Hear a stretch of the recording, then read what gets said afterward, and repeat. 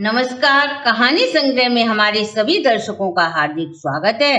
दर्शकों, आज हम इस वीडियो के माध्यम से श्रावण माह का 15वां अध्याय श्रवण करेंगे, जिसमें भगवान भोलेनाथ सुबोधन नामक व्रत का महात्म्य बताते हुए कहते हैं, जो भाग्यशाली इस व्रत को धारण करता है वह चिर आय वाला पुत्र प्राप्त कर अंत में शिवलोक को पा लेता है। महात्म्य सुनने से पहले अगर आपने हमारे चैनल को सब्सक्राइब नहीं किया तो सब्सक्राइब करें, वीडियो को शेयर एंड लाइक अवश्य करें। संपूर्ण जानकारी के लिए वीडियो को अंत तक जरूर देखें। भगवान शिव बोले, हे सनत कुमार, श्रावण शुक्ल पक्ष की षष्ठी को महामृत्यु विनाशक उत्तम सुबोधन नामक व्रत किया जाता है। घर पर या मंदिर में भगवान शिव की पूजा करने के बाद दाल, चावल, आटा का नैवेद्य नमक डालकर व आम की सब्जी रखें और ब्राह्मणों को नैवेद्य पदार्थों का वायना दें। जो व्यक्ति नियम पूर्वक इस व्रत को करता है वह अनंत पुण्य प्राप्त करता है। इस संबंध में मैं तुम्हें एक कथा सुनाता हूँ। प्राचीन काल में रोहित नाम का एक राजा था। बहुत समय बीत जाने पर भी जब उसके कोई संतान न हुई तो वह संतान प्राप्ति के उद्देश्य से ब्रह्मा जी का कठोर तप करने लगा। तपस्या से प्रसन्न होकर ब्रह्मा जी प्रकट हुए और बोले, हे राजन, तुम्हारे भाग्य में संतान सुख नहीं है। परंतु राजा ने अपनी तपस्या नहीं छोड़ी और उन्होंने अपनी भक्ति के कारण पुनः भगवान को प्रकट होने के लिए मजबूर कर दिया। ब्रह्मा जी पुनः प्रकट हुए और बोले, मैं तुम्हें पुत्र तो दे सकता हूँ, परंतु वह आपको हर्ष और शोक दोनों देने वाला होगा। इस पर राजा रानी ने सोचा, पुत्र होने पर बांझ का कलंक तो मिट जाएगा, इसलिए हमारे लिए इतना ही पर्याप्त है। और राजा रानी ने अल्प आय वाले पुत्र होने का वरदान स्वीकार कर लिया। समय आने पर ब्रह्मा जी के वरदान से रानी को एक पुत्र उत्पन्न हुआ। राजा ने पुत्र का जन्म उत्सव बड़ी धूमधाम से मनाया। बालक का नाम शिवदत्त रखा गया। अल्प आय होने के कारण राजा ने शिवदत्त का विवाह नहीं किया। 16 वर्ष की आयु का होते होते ही बालक का निधन हो गया। ब्रह्मचारी के रूप में पुत्र का निधन हो जाने से राजा चिंतित था, क्योंकि जिस वंश में ब्रह्मचारी की मृत्यु हो जाती है वह वंश समाप्त हो जाता है। तब सनत कुमार बोले, हे प्रभु, इसका कोई तो उपाय होगा। यदि है तो प्रभु उसे स्मरण कराएं। तब भगवान भोलेनाथ बोले, मृतक यदि सनातन या ब्रह्मचारी है तो उसका अर्थ विधि से विवाह कर देना चाहिए। पीपल का वृक्ष तथा ब्रह्मचारी को मिलाकर देश, काल, गोत्र तथा नाम का उच्चारण कर कहें कि मैं मृतक ब्रह्मचारी की शांति के लिए नैसर्गिक व्रत करता हूँ। सोने से अभयदान करके पीपल के वृक्ष की शाखा तथा सबको हल्दी और तेल से सब को लेप कर पीले सूत द्वारा वेशव्रत करना चाहिए।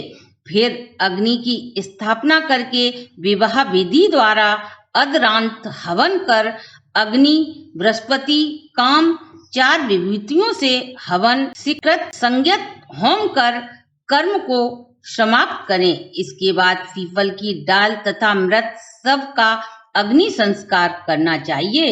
मृत्यु की संभावना हो तो इस व्रत का 6 वर्ष तक लगातार करना चाहिए। 30 ब्रह्मचारी को खड़ायूं, छत्र, माला, चंदन, आभूषण देने चाहिए। इस प्रकार व्रत करने से दोष समाप्त हो जाता है। राजा ने इस विधि को ब्राह्मण के मुख से सुनकर सोचा, यह अमुक और गृह विवाह मुझे अच्छा नहीं लगा। मैं राजा हूँ, अतः जो कोई मेरे मृत पुत्र के साथ अपनी पुत्री का विवाह करेगा मैं उसे धन दौलत से माला माल कर दूंगा। राजा के राज्य में एक ब्राह्मण रहता था जो किसी कार्य से बाहर गया था। उसकी प्रथम पत्नी से उसकी एक पुत्री थी और उसकी छोटी पत्नी बड़ी ही दुष्ट प्रकृति की थी। उसने धन के लालच में अपनी सौतेली लड़की को राजा के मृत पुत्र के साथ विवाह करना स्वीकार कर लिया और उसने 1000 स्वर्ण मुद्राएं लेकर राजा के मृत लड़के के साथ उसका विवाह करा दिया। अब उस लड़की को शमशान ले जाकर लड़की को सबके साथ सती होने की व्यवस्था की गई। तब वह अबोध लड़की बोली, आप यह क्या कर रहे हैं? तब सब दुखी मन बोले, तुम्हारा पति मर गया है, अतः तुम्हें इसके साथ सती होना है। यह सुनकर लड़की बोली, आप मेरे स्वामी को क्यों जलाते हो?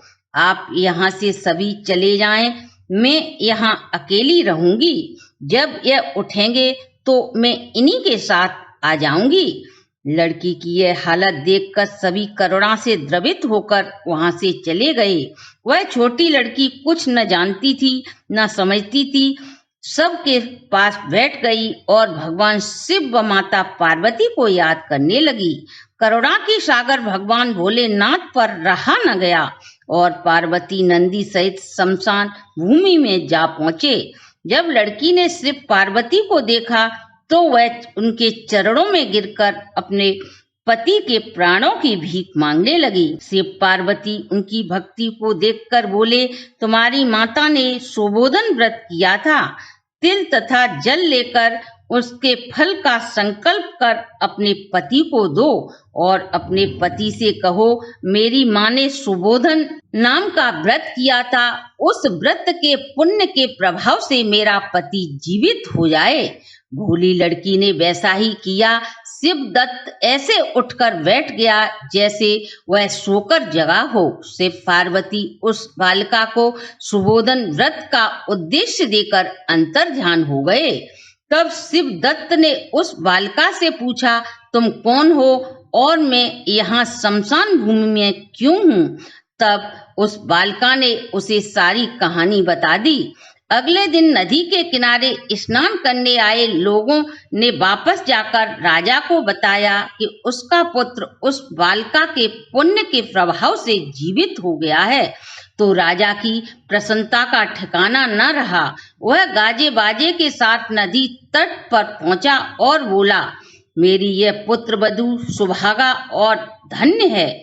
इसके संचय पुण्य से राजकुमार को जीवन दान मिला है। राजा ने ब्राह्मणों को दान दिया और शिव पार्वती की पूजा की।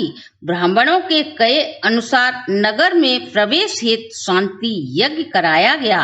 व्रती को यह व्रत 5 वर्ष तक करने के बाद उद्यापन कर शंकर पार्वती की प्रतिदिन पूजा कर नैवेद्य और वायना दें।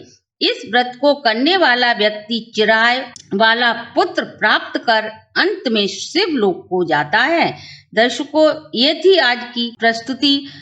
आप आपके परिवार पर भी ऐसी ही असीम कृपा भगवान भोलेनाथ की बनी रहे, इसी शुभकामना के साथ आज की वीडियो को हम यहीं विश्राम देते हैं।